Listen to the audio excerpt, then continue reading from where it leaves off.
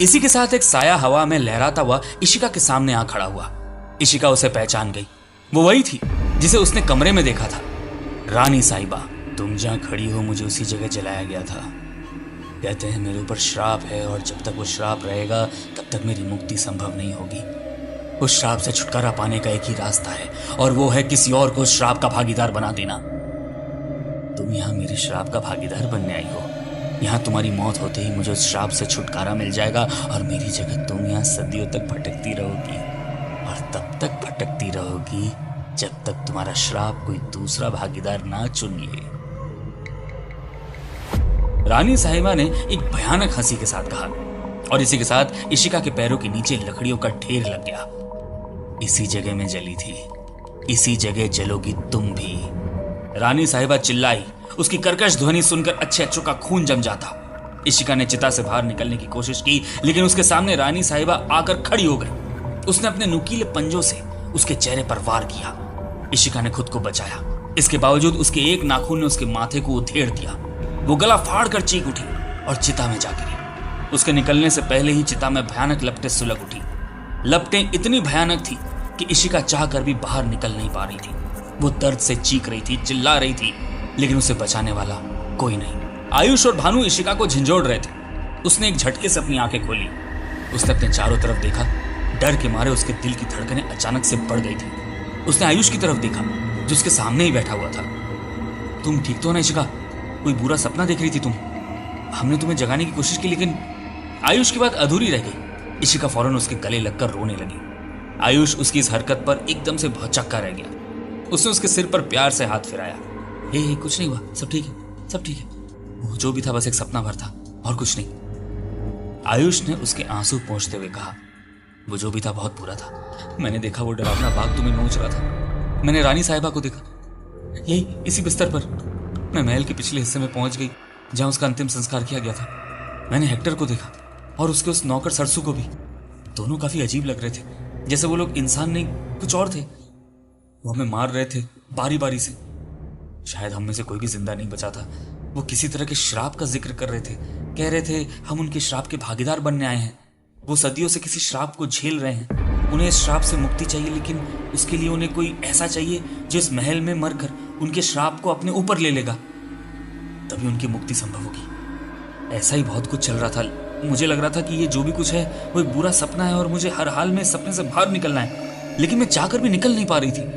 लग रहा था जैसे मैं उस भयानक सपने में फंसकर रह गई हूँ। इशिका ने रोते हुए कहा, कोई बात नहीं, शांत हो जाओ। यहाँ ऐसा कुछ भी नहीं हुआ है और ऐसा कुछ होगा भी नहीं। लोगों की बनाई कहानियां और सरसों ने जो बातें बताई उन्हीं टुकड़ों को जोड़कर तुम्हारे दिमाग ने तुम्हें वो अजीब सपना दिखा दिया।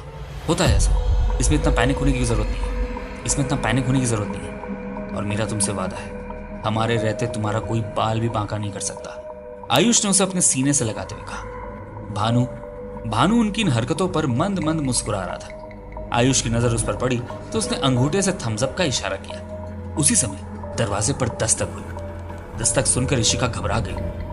अरे शांत, इतना घबराने की जरूरत नहीं है, मैं साथ में हूं ना, आयुष ने कहा। इशिका आयुष के पहलू में सिमट गई। जरूर सरसू होगा, कहते हुए भानु ने दरवाजा खोला। उसका अंदाजा बिल्कुल सही था, वो सरसू ही था।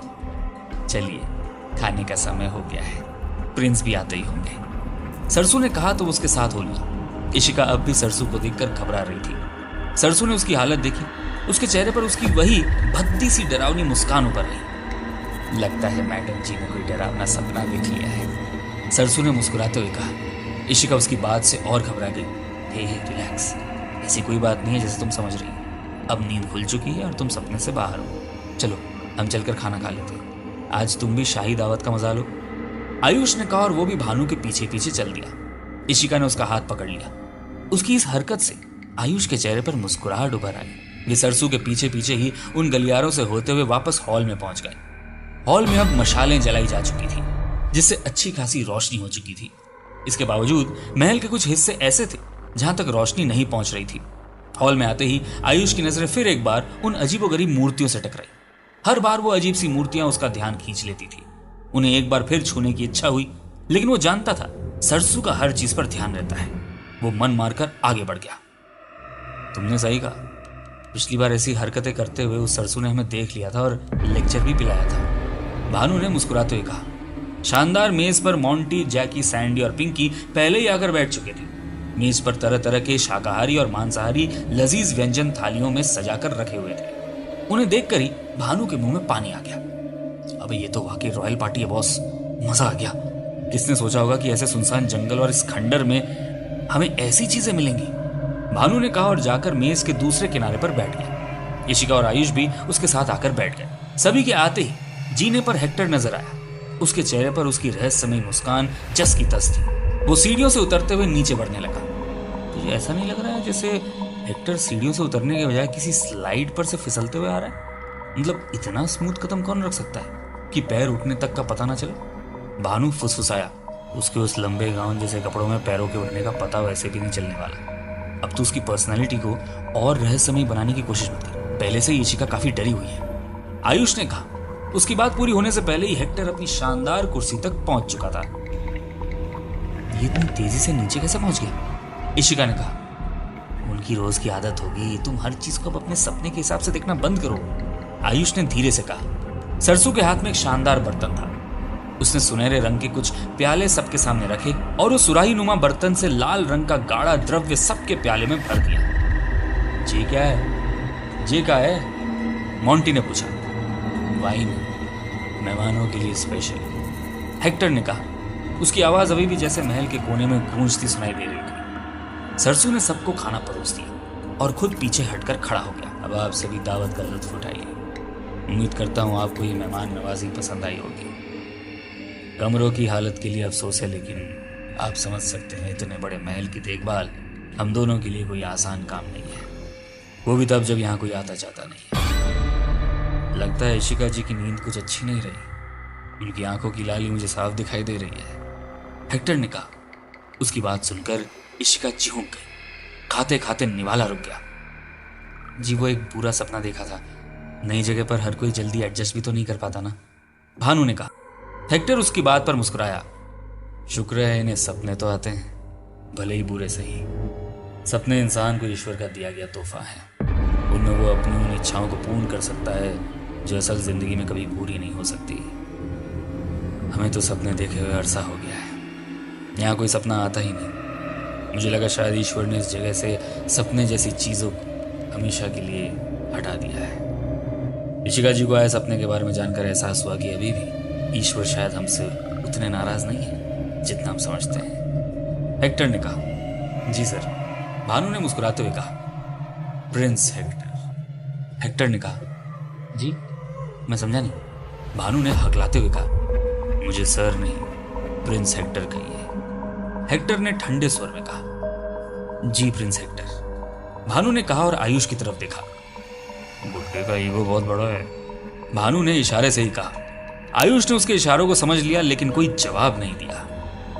और हमने सुना है कि आप बिना बताए अपने कमरे से बाहर घूम रहे थे, जबकि सरसू ने आपको इस महल के नियमों से वाकिफ करवा दिया था, हेक्टर ने मोंटियन टीम की तरफ घूरते हुए कहा। जी वो थोड़ी सी घुटन हो रही थी, इसलिए ताजी हवा के लिए बाहर निकले थे, मोंटी ने जवाब दिया। माफ कीजिएगा लेकिन वो सब आपकी सुरक्षा के लिए कहा गया था। आप इस महल को समझ नहीं रहे हैं। ये महल काफी पुराना है, यहाँ से बहुत से खतरे हैं जो किसी अनजान आदमी के लिए खतरनाक हो सकते हैं। अगर आपको यहाँ किसी चीज़ के लिए मना किया जाता है तो आपको मानना चाहिए। नियमों की अवहेलना के बाद अगर किसी को कुछ होता है तो उसमें हमारी कोई जिम्मेदारी नहीं होगी, हेक्टर ने सख्त लहजे में कहा। उसकी बात सुनकर कुछ पलों के लिए सन्नाटा छा गया। हमारी बातों को दिल से ना लगाइए, हम अपने मेहमानों के लिए फिक्रमंद हैं, इसी वजह से थोड़े रूखे हो जाते हैं। आपने खाने के बारे में बताया नहीं कि कैसा बना है, हेक्टर ने मुस्कुराते हुए पूछा। खाना लजीज है, हमने आज तक कहीं ऐसी लाजवाब दावत नहीं उड़ाई, आयुष ने कहा। मोंटी और उसके साथियों ने भी तारीफों के पुल बांधने शुरू कर दिए। खाना बनाने वाले हमारे सरसू हैं, सब इन्हीं के हाथों का हुनर है, इसी वजह से ये मेरे साथ हैं, हेक्टर ने सरसू की तरफ देखकर कहा। आपकी मेहरबानी महाराज, सरसू ने अदब के साथ कहा। कुछ देर बाद सबका खाना निपट चुका था, तो अब हमारा आराम करने का वक्त है। मेरे ख्याल से दिन भर की भागदौड़ के बाद आप सभी काफी थक गए होंगे, तो आप भी अपने कमरे में जाकर विश्राम कीजिए। कल सुबह हमारी फिर मुलाकात होगी। सरसू आपको वापस आपके कमरों तक पहुंचा देगा। कहकर हेक्टर उठ खड़ा हुआ और सीढ़ियां चढ़ता चला गया। किसी को कुछ भी कहने सुनने का मौका ही नहीं मिला। उनसे कुछ और बातें होती तो किले के बारे में कुछ नई जानकारियां मिलती। आयुष ने कहा, यार उस आदमी के सामने खड़े रहने की हिम्मत नहीं होती और तुझे उससे बात करनी है। उसे देखकर लगता है जैसे कब्र में सोए हुए आदमी को कपड़े पहनाकर खड़ा कर दिया गया हो। ऐसी शक्लो सूरत और डरावनी पर्सनैलिटी वाले आदमी के साथ इस भयानक महल में बात करना मेरे बस की बात नहीं है। इससे अच्छा तो यही है कि हम अपने कमरों में चलकर दरवाजा बंद करके सुबह होने का इंतजार करें, भानु ने कहा। आयुष उसकी बात से थोड़ा बहुत सहमत था। कुछ देर बाद सरसू वापस मशाल लेकर उनके आगे चलते हुए तहखाने में उतर गया। उसने उन्हें उनके कमरों तक पहुंचा दिया। उम्मीद करता हूं आपकी रात अच्छी गुजरे, सरसू ने मुस्कुराते हुए कहा। मोंटी और उसके दोस्तों ने भी झूठी मुस्कान दिखा दी। आपको भी गुड नाइट और खाने के लिए थैंक यू, सैंडी ने कहा। सरसू मुस्कुराते हुए मशाल लेकर अंधेरों को चीरते हुए चला गया। भाई ये दोनों बुड्ढे अगर रात को अचानक किसी के सामने आ गए तो उसका हार्ट फेल ही हो जाएगा। दोनों चलती फिरती लाश हैं, लाश, सैंडी ने कहा। उसकी बात पर सभी हंस दिए। उसे तहखाने से बाहर निकलने में 15 मिनट लगेंगे। हम 20 मिनट इंतजार करते हैं और फिर अपना काम शुरू करते हैं, जैकी ने कहा। इस बार सैंडी और मोंटी को भी कोई आपत्ति नहीं थी। आखिर वो सब वही तो करने आए थे। 25 मिनट बाद जैकी और पिंकी बाहर निकले। मोंटी और सैंडी गलियारे के दरवाजे पर पहरा देने लगे। तुम दोनों फिलहाल यहीं खड़े रहो, हम दोनों आगे जाकर कुछ कमरों की तलाशी लेकर आते हैं। क्या पता कुछ बढ़िया चीज हाथ लग जाए, जैकी ने कहा और पिंकी को साथ लेकर आगे की तरफ घूमती गैलरी के पास चला गया। दोनों ने अपनी जेब से टॉर्च निकालकर जला ली। टॉर्च की रोशनी के सहारे वे उन अंधेरी सुनसान गलियों में घूमने लगे। जैसे जैसे वो आगे बढ़ते जा रहे थे वैसे वैसे घुटन बढ़ती जा रही थी। माहौल में अजीब सी बदबू तैर रही थी। कुछ दीवारों को पार करने और मोड़ मुड़ने के बाद उन्हें 2 कमरे दिखाई दिए। दीवारों पर मार्क कर रहा है ना, इन भूल भुलैया जैसी जगहों में हम फंस कर ना रह जाएं, इसलिए आने वाले रास्तों पर मार्क करना जरूरी है, जैकी ने कहा। पिंकी ने पिछले रास्तों पर कोई मार्क नहीं किया था। अब तक तो नहीं किया, एकदम से ऐसा कोई ख्याल ही नहीं आया। और भाई तुझे वाकई लगता है हम इस महल में भटकते रहेंगे? ये उतनी बड़ी भी जगह नहीं है जितनी की दोनों बुड्ढे फेंक रहे थे। मुझे रास्ता बराबर याद है, वापस चले जाएंगे, फिक्र मत कर। तब तक सामने वाले कमरों को चेक करते हैं। पिंकी ने कमरे के दरवाजे पर टॉर्च की रोशनी डालते हुए कहा। दोनों दरवाजे के पास पहुंचे। उस पर एक पुरानी सांकल लगी हुई थी जिसे उन्होंने सावधानी से उतारा और धीरे से दरवाजा खोल दिया। दरवाजा खोलते ही 2 बिच्छू भागते हुए बाहर निकले, जिन्हें देखकर दोनों की चीख निकल गई। लेकिन फिर पिंकी ने अपने बूट से उन दोनों बिच्छुओं को कुचल दिया। यार इसमें तो सांप बिच्छू सब घूम रहे। पिंकी ने अपनी बढ़ी हुई धड़कनों पर काबू करने की कोशिश करते हुए कहा। जहां खजाना होता है वहां जहरीले जीव तो होते ही हैं, पुरानी कहानियों में नहीं सुना क्या? अरे वो कमरे के भीतर कुछ बक्से दिखाई दे रहे, मुझे लग रहा है कि हमारे मतलब की चीज मिल जाएगी। जैकी ने टॉर्च की रोशनी में कुछ संदूकों को देखते हुए कहा, जो धूल भरे उस कमरे में रखे हुए थे। वे मकड़ियों के जालों को साफ करते हुए सावधानी से भीतर दाखिल हुए। अबे हम दोनों को भीतर नहीं जाना चाहिए, एक बंदा दरवाजे पर खड़ा रहे और दूसरा उन बक्सों की तलाशी ले, पिंकी ने कहा। ठीक है, तू जाकर बक्से देख, मैं यहाँ खड़ा रहता हूँ और गलियारे पर नजर रखता हूँ, जैकी ने कहा। पिंकी कमरे में प्रवेश कर गया। संदूकों पर ताला लगा हुआ था, लेकिन वे छटे हुए बदमाश थे, औजारों के साथ आए थे। औजारों की मदद से कुछ ही देर में ताले तोड़ दिए गए। कुछ बक्सों में कपड़े थे, कुछ में कीमती बर्तन, कुछ में और सामान। एक छोटे बक्से में गहने दिखाई दिए। गहने वाला बक्सा देखकर जैकी की आंखें चमक उठी। भाई मतलब की चीज तो मिल गई, लगता है जैकपॉट लग गया। लेकिन गहनों का ये बॉक्स काफी छोटा है, शायद रानी जी का श्रृंगार बॉक्स होगा। पिंकी सुन रहा है ना? जैकी ने दरवाजे की तरफ देखते हुए कहा, लेकिन पिंकी दरवाजे पर नहीं था। दरअसल पिंकी को गलियारे के अगले छोर पर कोई आहट सुनाई दी थी। उसने जैकी को आवाज दी थी, लेकिन जैकी ने बक्सा मिलने की खुशी में शायद उसकी आवाज सुनी ही नहीं। पिंकी ने गलियारे के मोड़ पर किसी को खड़े देखा था। उसके हाथ में उसका खंजर आ चुका था। शायद मेरे बाकी के साथी होंगे, पिंकी ने मनी मन सोचा और धीरे धीरे पूरी सावधानी के साथ आगे बढ़ने लगा। मंडे, सैंडी, तुम लोग हो क्या वहां? हम यहाँ हैं, पिंकी ने धीरे से कहा। वो आगे बढ़ रहा था। अब वो गलियारे के मुहाने पर खड़ा था। उसने टॉर्च की रोशनी में देखने की कोशिश की। वहां दूर दूर तक कोई भी नहीं दिखा। अचानक उसे अपने पीछे किसी की आहट सुनाई दी। कुछ खोज रहे थे। एक सर्द आवाज उसके कान के पास सुनाई दी, जिसे सुनकर उसके रोंगटे खड़े हो गए। वो चाकू लेकर फुर्ती के साथ पलटा। उसके सामने सरसू खड़ा था। हड़बड़ी में पिंकी ने चाकू उसके सीने में उतार दिया था। चाकू की मूठ अब भी उसके हाथ में थी। साहब, आपने तो मुझ पर चाकू से वार कर दिया। तो बस आपका हालचाल जानने आया था, सरसू ने मुस्कुराते हुए कहा। पिंकी डर से कांप रहा था। इससे पहले उसने किसी इंसान की जान नहीं ली थी। ये उसका पहली बार था। उसने जानबूझकर वार नहीं किया था, वो तो बस डर की वजह से हमला कर दिया था। उसके टॉर्च की रोशनी अभी भी सरसू के चेहरे पर थी। सरसू अपने दिल में धंसे चाकू को पकड़कर उसे निकालने की कोशिश कर रहा था। सरसू के चेहरे पर दर्द का कोई नामो निशान तक नहीं था। यह देखकर पिंकी को यकीन ही नहीं हो रहा था। उसी पर सरसू भयानक ढंग से अपनी जगह से हिला और उसने दोनों हाथों से पिंकी की गर्दन दबोच ली। जब तक पिंकी कुछ समझ पाता तब तक सरसू के नाखून उसके गले के मांस को उधेड़ते हुए भीतर तक जा धंसे। जब तक पिंकी कुछ समझ पाता तब तक सरसू के नाखून उसके गले के मांस को उधेड़ते हुए भीतर तक जा धंसे। कौन हो तुम? आखिर चीज क्या हो?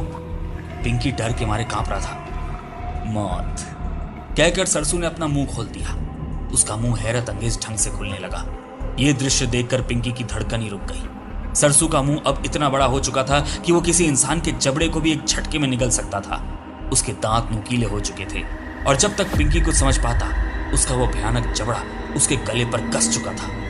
उसके खून के छींटों से दीवार रंग गई। वो चीखना चाहता था लेकिन उसकी चीख भी नहीं निकल पाई।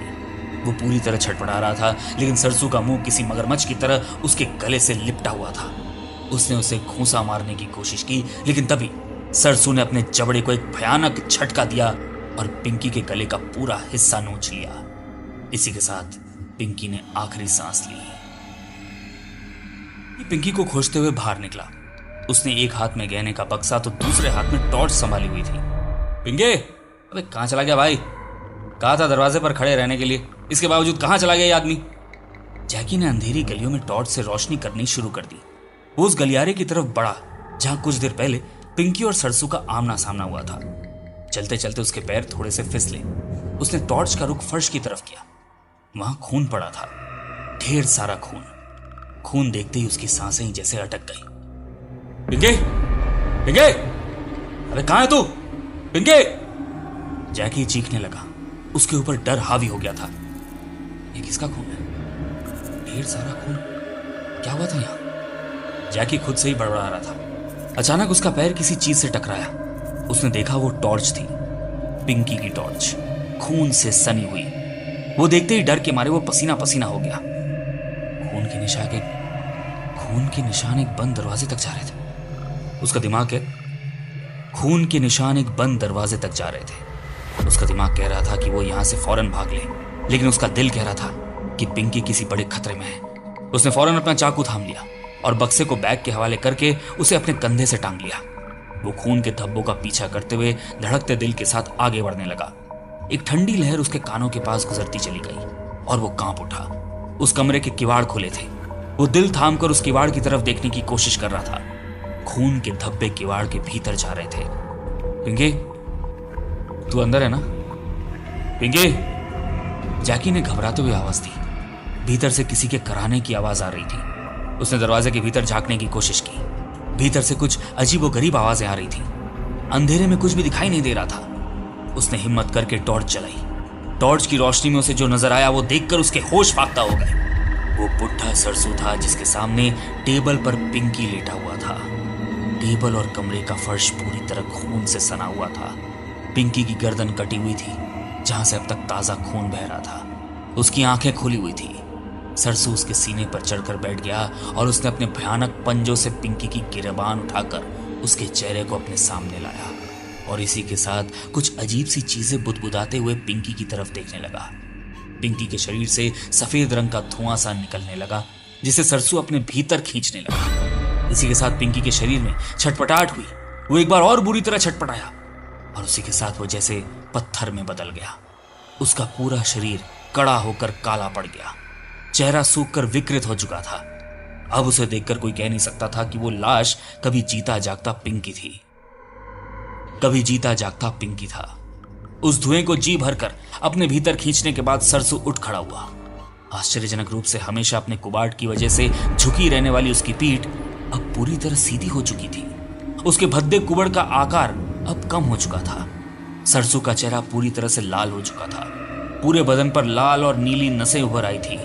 आंखें शोलों जैसी सुलग रही थी। जैकी ये सब देखते हुए अपनी जगह पर जैसे फ्रीज हो गया था। वो ये भी भूल गया कि उसकी टॉर्च का फोकस सरसू पर है। सरसू ने टॉर्च की तरफ देखा। जैकी को देखकर वो भद्दे ढंग से मुस्कुराया। उसकी जीभ बाहर आई जो लगभग 1 फीट लंबी और नुकीली थी। वो देखकर जैकी फौरन होश में आया। वो फौरन दरवाजे से हटा और सिर पर पांव रखकर भागा। वो गलियारे में जहां रास्ता दिखाई दिया भागता चला गया। बचाओ बचाओ, जैकी चीख रहा था। उसे अभी भी यकीन नहीं हो रहा था उसने जो देखा वो सच था या सपना। वो बस भागता चला जा रहा था। उसे अपने पीछे किसी के भागते कदमों की आवाज सुनाई दे रही थी। वो समझ गया था कि सरसू उसका पीछा कर रहा है। वो पूरी ताकत से भागा। पीछे सरसू की भद्दी हंसी सुनाई दे रही थी। वो बक्सा रखते जा धोखेबाज, सरसू ने चीख कर कहा। लेकिन जैकी को जैसे किसी भी चीज का होश नहीं था। वो अपनी मौत को देख चुका था। अंधेरी गलियों में न जाने कितनी ही देर तक वो भागता रहा। कुछ ही देर बाद वो पूरी तरह थक चुका था। उसकी सांसें फूलने लगी, कमर में दर्द होने लगा। वो दीवार का सहारा लेकर खड़ा हो गया। वो पूरी तरह हांफ रहा था। अपने दिल को पकड़कर वो फर्श पर बैठकर खांसने लगा। ये रास्ता क्यों नहीं मिल रहा है? मैं काफी देर से भाग रहा हूँ। अब तक तो पहुंचना चाहिए था मुझे। और वो सरसू क्या चीज है? उसने पिंकी के साथ क्या किया? यहाँ कुछ बहुत ही गलत हो रहा है, बहुत ही ज्यादा। हमें हर हाल में यहाँ से निकलना होगा, जैकी ने अपने आंसू पोंछते हुए कहा। उसने टॉर्च की रोशनी में गलियारे को देखा। उस गलियारे में 4 अलग अलग गलियां खुल रही थी। ये 4 गलियां कहां से आ गई? मैं कहां जाऊं? इनमें से कौन सी गली सही होगी? जैकी खुद से बड़बड़ाया। मैंने कहा था अंधेरा होने के बाद महल में घूमना मना है। तुमने नियम तोड़े हैं, तुम्हें इसकी सजा मिलेगी। सरसू की भयानक आवाज गलियारे में गूंज उठी। जैकी को दिल का दौरा पड़ते पड़ते बचा। उसने आवाज की दिशा में देखा। वहां कोई भी नहीं था। गलियारे में एक डरावनी हंसी गूंज रही थी। उसने घबराकर टॉर्च गलियारे के छत की तरफ घुमाई और उसकी चीख निकल गई। सरसू किसी छिपकली की तरह छत से चिपका हुआ था और उसकी नजरें जैकी को ही देख रही थी। उसके चेहरे पर उसकी भद्दी मुस्कान अभी भी जस की तस थी। वो मकड़ी की तरह हाथ और पैरों पर चलते हुए छत से चिपक कर रेंग रहा था। जैकी गला फाड़ कर चीखा, लेकिन उसकी चीख गलियारों में गूंजती रही। अचानक मरने के डर से उसमें जैसे ताकत सी आ गई। वो पूरी फुर्ती के साथ उठ खड़ा हुआ और सबसे नजदीक दिखाई देती गली की तरफ भागा। सरसू भी मकड़ी की तरह छत पर दौड़ते हुए उसकी तरफ बढ़ने लगा। उस गली में पहुंचते ही जैकी को ऊपर की तरफ जाती घुमावदार सीढ़ियां दिखाई दी। एक पल के लिए उसका दिल धड़का, लेकिन फिर उसे अपने पीछे पड़े उस अजीब से सरसू का ख्याल आया और वो सीढ़ियों पर दौड़ पड़ा। वो काफी देर तक सीढ़ियों पर दौड़ता रहा। वो पूरी तरह थक गया था, लेकिन सीढ़ियां जैसे खत्म होने का नाम ही नहीं ले रही थी। उसने टॉर्च की रोशनी में नीचे देखा। सरसू वाकई मकड़ी की तरह सीढ़ियों पर भागते हुए तेजी से ऊपर आ रहा था। उसके मुंह से भयानक आवाजें निकल रही थी।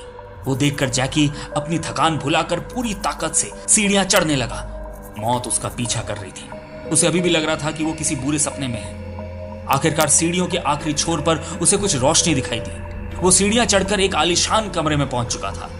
उसने फौरन सीढ़ियों का दरवाजा बंद कर दिया और गहरी गहरी सांसें लेने लगा। उसने कमरे को गौर से देखा। झरोकों से चंद्रमा की रोशनी आ रही थी और दीवार के कोनों में फानूसों में जल रही बत्तियों से कमरा दमक रहा था। कमरा आलीशान था। दीवारों पर सैकड़ों साल पुरानी तस्वीरें, पेंटिंग्स वगैरह सजाई हुई थी। तुम इस कमरे में कैसे पहुंच गए नौजवान? एक सर्द आवाज सुनकर वो कांप उठा। उसने आवाज की दिशा में देखा। प्रिंस हेक्टर कमरे के कोने में अपनी सिंहासन नुमा कुर्सी पर बैठा हुआ मुस्कुरा रहा था। सर, महाराज, प्रिंस, मुझे बचा लीजिए, मुझे बचा लीजिए। उसने मेरे दोस्त को मार दिया। अब वो अजीब सा आदमी मेरे पीछे पड़ा है। वो दीवार पर दौड़ रहा था किसी कीड़े की तरह। उसके पंजे बड़े और नुकीले थे। जीभ लपलपा रही थी और काफी लंबी थी। वो इंसान नहीं था, वो कुछ और ही है। हमें बचा लीजिए महाराज। कहते हुए जैकी हेक्टर के पैरों में गिर पड़ा। हेक्टर के चेहरे पर एक शिकन तक ना उभरी। उसने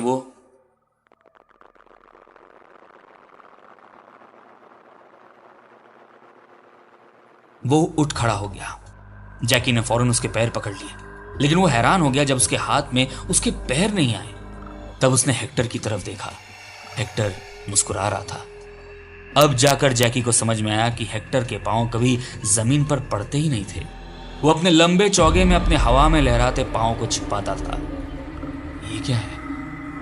आप कौन है? यहां हो क्या रहा है? इस पैलेस में चल क्या रहा है? जैकी डर से चीख पड़ा। उस पर जैसे पागलपन का दौरा पड़ चुका था। उसी समय सीढ़ियों का दरवाजा जैसे अपने आप खुल गया। दरवाजा खुलने की आवाज सुनकर जैकी का रहा सहा खून भी सूख गया। उसने मुड़कर देखा। दरवाजे के पार वही बुढ़ा सरसू खड़ा था।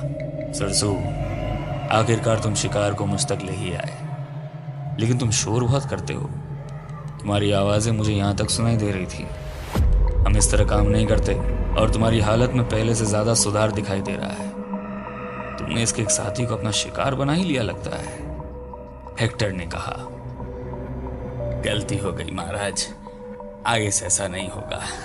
मैं पूरी कोशिश करूंगा कि किसी को किसी चीज की भनक भी ना लगे और हमारा काम भी हो जाए। सरसू ने कहा। तुमने शिकार कर लिया, अब हमारी बारी। कहते हुए हेक्टर ने अपने लंबे पंजों से जैकी की गर्दन को दबोच लिया। जैकी उसकी भयानक पकड़ से खुद को छुड़ा नहीं पाया। वो छटपटाता रहा। हेक्टर ने उसे खिलौने की तरह एक हाथ में उठा लिया। जैकी के पांव हवा में लहरा रहे थे। हेक्टर अपनी गहरी आंखों से उसकी तरफ घूर रहा था। उसकी आंखों की पुतलियां बड़ी छोटी हो रही थी। जैकी को कुछ भी समझ में नहीं आ रहा था। उसने अपनी बेल्ट में रखा हुआ चाकू निकाला और हेक्टर के चेहरे पर वार कर दिया। हेक्टर का गाल उस चाकू से पूरी तरह कटता चला गया, लेकिन हेक्टर जरा भी नहीं हिला। उसे जैसे दर्द ही नहीं हो रहा था। अब खेल खत्म करो बच्चे, अपने ईश्वर को याद कर लो। जाने का समय हो गया। तुम्हारी बची हुई उम्र मुझे दे दो। कहते हुए हेक्टर ने अपना मुंह खोला। उसका मुंह किसी मगरमच्छ की भांति भयानक रूप से खुला और इसी के साथ जैकी के शरीर से चमकीला धुआं निकलकर हेक्टर के खुले मुंह में समाने लगा। जैकी बुरी तरह तड़पने लगा, लेकिन हेक्टर की पकड़ से वो अपने आप को छुड़ा नहीं पाया। जैसे जैसे हेक्टर ने उसके शरीर से निकलता धुआं खींचना शुरू किया, वैसे वैसे उसके चेहरे की झुर्रियां कम होने लगी। उसके गाल का जख्म अपने आप भरने लगा। आखिरकार चीखता हुआ जैकी पूरी तरह शांत हो गया। उसका शरीर पूरी तरह काला पड़ चुका था। वो जैसे पत्थर की मूर्ति में तब्दील हो चुका था। उसकी शक्ल भी अब पहचान में नहीं आ रही थी। हेक्टर ने उसे सावधानी से फर्श पर रखा। सरसू, हमारे संग्रह में 2 और मूर्तियां हो गई। जाओ, इन्हें भी हॉल में मूर्ति स्थान पर सजा दो। हेक्टर ने कहा। बचे हुए लोगों को भी तो शिकार करना है, सरसू ने कहा। हाँ, आज तक यहाँ से कौन वापस जा पाया है जो वो चले जाएंगे। दोनों दोस्तों के गायब होने के बाद अब सभी चौकन्ने हो जाएंगे, हेक्टर ने कहा। लेकिन उनके चौकन्ने होने से हमें कोई फर्क नहीं पड़ेगा, सरसू ने कहा और हंस पड़ा। आयुष जोरों से चीखा और उसकी नींद खुल गई। उसकी चीख सुनकर भानु और ऋषिका भी घबरा गई। दोनों उसके पास पहुंचे। वो पसीने से तरबतर हुआ पड़ा था। क्या हुआ आयुष, कोई सपना देखा क्या? ऋषिका ने पूछा। क्या वो सपना था? हम सब ठीक हैं। हम कहाँ हैं? आयुष ने पागलों की तरह कमरे में नजरें घुमाना शुरू कर दिया। हाँ हाँ, हम सब ठीक हैं। तुम गहरी नींद में थे और कोई बुरा सपना देखकर जाग गए। कमाल है इस जगह में, जो भी यहाँ सोता है वो बुरे सपने जरूर देखता है। पहले ऋषिका ने देखा और अब तुमने क्या नया देखा? भानु ने पूछा। मैंने देखा कि इस महल में कुछ अजीब चीजें हो रही हैं। लोग मर रहे हैं। इसमें रहने वाले लोग इंसान नहीं हैं, वो कुछ और ही हैं जो लोगों का शिकार करते हैं। वो मोंटी वाले ग्रुप के कुछ बंदे उनका शिकार बन गए। उस बुढ़े हेक्टर और सरसू ने मिलकर उन्हें खत्म कर दिया या उनके साथ कुछ अजीब सा किया, आयुष ने कहा। उसका दिल अभी भी जोरों से धड़क रहा था। ऐसा कुछ नहीं हुआ है, ये बस एक बुरा सपना था, तो इतना घबराने की कोई जरूरत नहीं है। देखो, फिलहाल रात के 1 बज रहे हैं। 3 घंटे बाद सुबह होना शुरू हो जाएगी। उजाला दिखाई देते ही हम यहाँ से निकल जाएंगे, लेकिन तब तक अपनी घबराहट पर काबू रखो। बस 2-3 घंटों की और बात है। अचानक भानु को बाहर कुछ शोरगुल सा सुनाई दिया। उसने दरवाजे से झांक कर देखा। मोंटी और सैंडी के चेहरों पर हवाइयां उड़ी हुई थी। दोनों परेशान नजर आ रहे थे। कुछ तो गड़बड़ है। मोंटी और सैंडी परेशान हैं, घबराए हुए हैं। कुछ तो जरूर हुआ है, भानु ने कहा। उसकी बात सुनकर दोनों दरवाजे के पास कान लगाकर खड़े हो गए। ये दोनों कहां चले गए? अब तक तूने वापस आ जाना चाहिए था। कहीं वो वाकई रास्ता तो नहीं भटक गए? मोंटी ने कहा। कुछ गड़बड़ हुई है। ये महल लाख बड़ा सही, इसकी गलियों में कोई भटक भी जाए तो भी 1-1.5 घंटे में वो रास्ता खोज ही लेगा। और दोनों ने बकायदा कहा था कि वो दीवारों पर मार्किंग करते हुए जाएंगे, सैंडी ने कहा। यार, हमें अलग अलग जाना ही नहीं चाहिए था। अलग होने पर ही गड़बड़ हुई है। मैंने पहले ही कहा था कि खजाने की खोज में हमें एक साथ होना चाहिए। पुराने महलों का कोई भरोसा नहीं होता यार, यहाँ खतरों की कमी नहीं होती। मेरे ख्याल से यहाँ बहस करके समय बर्बाद करने से अच्छा है कि हम उन्हें मिलकर खोजते हैं। शायद कुछ पता चल जाए, या हो सकता है उन्हें भारी माल मिल गया होगा जिसे समेटने में ही उन्हें इतना टाइम लग रहा हो, मोंटी ने कहा। लेकिन लापरवाही नहीं, हमें हर चीज के लिए तैयार रहना चाहिए। मोंटी, पिस्तौल निकाल ले, अनलॉक करके रख। कभी भी काम आ सकती है। बुड्ढों से कोई खतरा तो नहीं होना चाहिए, लेकिन अगर खतरा हुआ तो बिना हिचक उन्हें ठोक देना, सैंडी ने कहा। उसकी बात सुनकर मोंटी ने पिस्तौल निकाल ली और दोनों उन गलियों की तरफ बढ़ गए जहां कुछ देर पहले जैकी और पिंकी गए थे। जैकी, पिंकी, कहाँ हो यार तुम लोग? यहाँ चल क्या रहा है? मोंटी चीखा। अबे चीख मत, धीरे धीरे बोल, खामखा बुड्ढों को जगा देगा, सैंडी ने फुसफुसाते हुए कहा। दोनों गलियारे में आगे बढ़ते जा रहे थे। दोनों शांत थे, इतने शांत कि वे दोनों एक दूसरे की सांसों की आवाज तक को सुन पा रहे थे। अगर उनके हाथ में टॉर्च नहीं होता तो गलियारों में देखना मुश्किल हो जाता। यहाँ तो वाकई गलियों और कमरों का जाल बिछा हुआ है। आवाज देते हुए चलना ही ठीक रहेगा। वो दोनों अगर किसी गली में होंगे तो हमें सुन लेंगे, मोंटी ने कहा और दोनों आवाजें देते हुए आगे बढ़ने लगे। हर कदम पर उनके दिल की धड़कनें तेज होती जा रही थी। ठंड के बावजूद उनका बदन पसीने से भीग रहा था। यार, इन डरावनी गलियों में ऐसा लगता है जैसे अंधेरों में छिपा कोई जानवर अचानक हमारे सामने ना आ जाए, मोंटी ने कहा। अपनी हॉरर स्टोरीज अपने पास ही रख, ये सही मौका नहीं है सुनाने का। कहते हुए सैंडी ने वापस पिंकी और जैकी को आवाज लगाई, लेकिन उन्हें किसी तरह का कोई जवाब नहीं मिला। दूसरी तरफ भानु, आयुष और इशिका उनकी बातें सुनकर हैरान परेशान हो चुके थे। ये लोग कर क्या रहे थे? ये लोग यहाँ किसी खजाने वगैरह की तलाश में आए थे। मतलब इनकी नीयत शुरू से ही साफ नहीं थी। उसके लिए ये किसी का भी कत्ल करने के लिए भी तैयार थे। मतलब हम इतने देर तक कातिलों के साथ थे। इशिका हैरान थी। वो अलग बात है, जरूरी बात यह है कि उनके दो साथी काफी देर से लापता है। उनसे उनका कांटेक्ट नहीं हो पा रहा है और वो उन्हें खोजने गए। भानु ने कहा, मैंने सपने में देखा था उनके साथ कुछ अनहोनी हो गई है। यहाँ कुछ भी ठीक नहीं है, कुछ तो गड़बड़ है यार। मुझे शुरुआत से ही नेगेटिव वाइब्स आ रही थी इस जगह को लेकर, आयुष ने कहा। हम लोग शायद ज्यादा सोच रहे हैं। ऐसी जगहों पर ऐसे सपने कोई बड़ी बात तो नहीं होती, हो जाता है, लेकिन सपनों को ही हकीकत मानना बेवकूफी होगी। फिलहाल सुबह होने तक हमें सेफ रहना है हर हाल में, इसलिए किसी भी चीज में किसी तरह की इन्वॉल्वमेंट नहीं दिखानी है। उन्हें यह पता नहीं चलना चाहिए कि हम उनकी हरकतों पर नजर बनाए हुए हैं, भानु ने कहा। भानु, वो हत्यारे लुटेरे लोग हैं। वो अपने रास्ते की हर रुकावट को खत्म करने की बातें कर रहे हैं और तुम्हें ये नहीं भूलना चाहिए कि शायद हम भी उनके रास्ते की रुकावट हो सकते हैं। मान लो, भगवान ना करे, लेकिन अगर उन्होंने किसी की जान ले ली तो वो उसे छिपाने के लिए हमें भी मारने की कोशिश करेंगे, ताकि बात बाहर तक ना जाने पाए। हम यहाँ इकलौते ऐसे लोग होंगे जिन्होंने उन्हें देखा है, आयुष ने कहा। उसकी बात सही थी। हम इस तरह कमरे में बैठकर इंतजार नहीं कर सकते। हमें अपनी लोकेशन बदल लेनी चाहिए। क्यों ना हम किसी और कमरे में चले जाएं? मतलब उन्हें हमारी लोकेशन पता ही नहीं होगी और हम सुबह होते ही चुपके से यहाँ से फरार हो जाएंगे। वो लोग जो चाहे करते रहे, इशिका ने कहा। अभी मौका अच्छा है, दोनों अपने साथियों को खोजने गए हैं। हमें फौरन कोई दूसरा कमरा देखकर या महल के किसी और हिस्से में जाकर छिप जाना चाहिए। आयुष ने इशिका की बात का समर्थन किया। भानु ने कुछ पलों तक सोचा। ठीक है, अपने सामान और अपने बैग्स उठा लो, भानु ने कहा। एक मिनट, उससे पहले मुझे कुछ करना है, कहते हुए आयुष ने बैग की जेब से डीओ की बोतल निकाली। भाई, ये डीओ लगाने का टाइम नहीं है, भानु ने कहा, लेकिन आयुष ने उसे चुप रहने का इशारा किया और बैग की दूसरी जेब से एक दूसरी बोतल निकाली। डीओ के ढक्कन को खोलकर उसने सारा डीओ फर्श पर उड़ेल दिया।